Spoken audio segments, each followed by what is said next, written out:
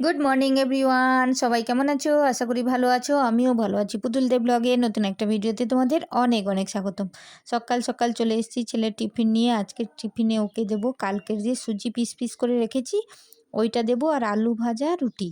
তো এখানে দুধটা গরম করে নিচ্ছি, আর এই যে সুজিগুলো করা আছে ফ্রিজেই রাখা ছিল, ওগুলো পিস পিস করে রেখেছি। আমার ছেলে যদি ওই মানে একসাথে ঘেঁটে করি ওইটা খেতে চায় না, আর পিস পিস করে রাখলে ভীষণ খেতে চায়। আর উপরে আমি অনেক সময় কাজু দিয়ে দিই, কাজু কিশমিশ, কিন্তু কাজু কিশমিশটা দিলেও খেতে চায় না।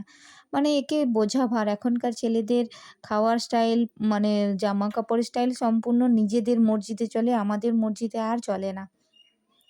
তারপরে এখানে দুধটা হয়ে গেছে, আমার আলু ভাজাটাও রেডি হয়ে গেছে। এই যে দিয়ে দিয়েছি দুটো রুটি, আর একটু আলু ভাজা আর সুজি।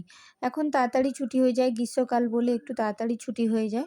তো ওই যে, আর এখানে জানালাটাই আমি দুধটা ঠান্ডা করার জন্য বাটিতে দিয়েছি। বাটিতে দিলে কি ঠান্ডাটা খুব তাড়াতাড়ি হয়ে যায়।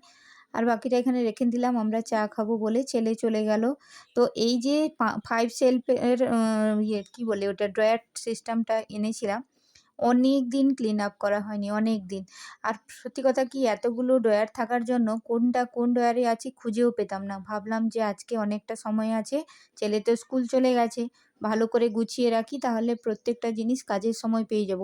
ঠিক বেরোনোর সময়, রেডি হওয়ার সময় এই ড্রয়ার ওই ড্রয়ার বারবার টেনে টেনে দেখতে হয় কোথায় কী আছে। তো যাই হোক, ভালো করে ক্লিন আপ করলাম। তারপরে দেখো কেমন লাগছে, কি সুন্দর করে গুছিয়ে রেখে দিয়েছি। মোটামুটি করে গুছিয়েছি। এখানে সব নেল পালিশগুলো, এখানে সব যেগুলো রোজকার ব্যবহার, এই সামনের দিকে রেখেছি, আর যখন বিয়ে বাড়ি টাড়িতে সাজবো সেগুলোর জন্য ড্রয়ারে রেখেছি। তো এই ছিল আজকের আমার ভিডিও। কেমন লাগলো জানিও। চলো টাটা, সবাই ভালো থেকো।